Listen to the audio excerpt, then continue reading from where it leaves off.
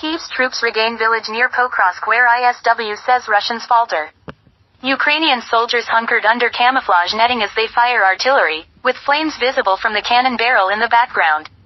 Moscow claims recapture of some Russian territory held by Ukrainian troops in Kursk. Security guarantees, hole in U.S.-Ukraine mineral deal. What we know on day 1100. Ukrainian troops on Wednesday announced a successful counterattack to retake the settlement of Kotlin near the key city of Pokrovsk, which many Russian forces have died trying to take over the past year. The Institute for the Study of War, ISW, said, the year-long Russian effort to seize Pokrovsk has so far failed, and Russian forces appear to have abandoned the effort to take the city directly, preferring instead to conduct a wide envelopment.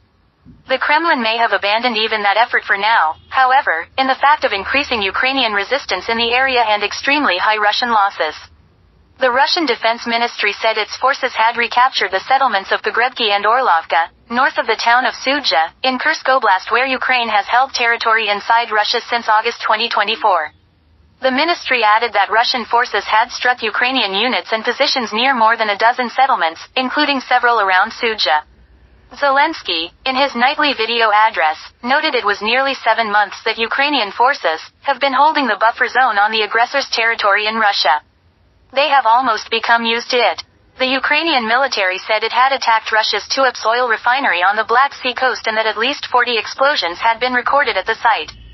Tuapse is home to one of Russia's biggest oil refineries and has been targeted by Ukrainian drones several times before.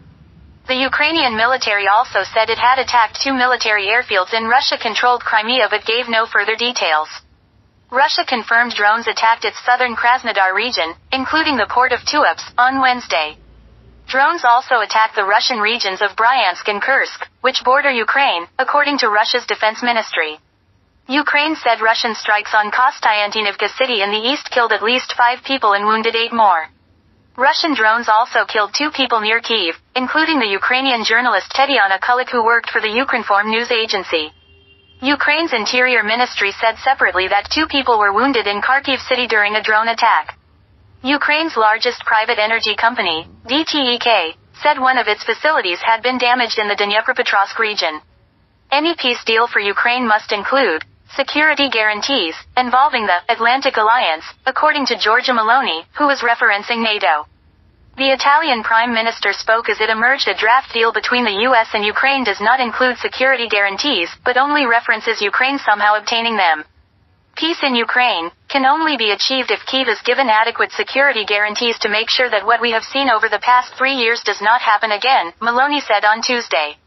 While Donald Trump said Ukraine's president, Volodymyr Zelensky, would sign their very big agreement in Washington on Friday, Zelensky insisted that guarantees of peace and security remained vital as he prepared for talks with Trump. For me and for all of us in the world, it's important that U.S. support is not stopped. Strength is needed on the path to peace, Zelensky said during his evening address to Ukrainians on Wednesday. Zelensky elsewhere suggested the deal provides a framework under which security guarantees would be agreed jointly with the US and E.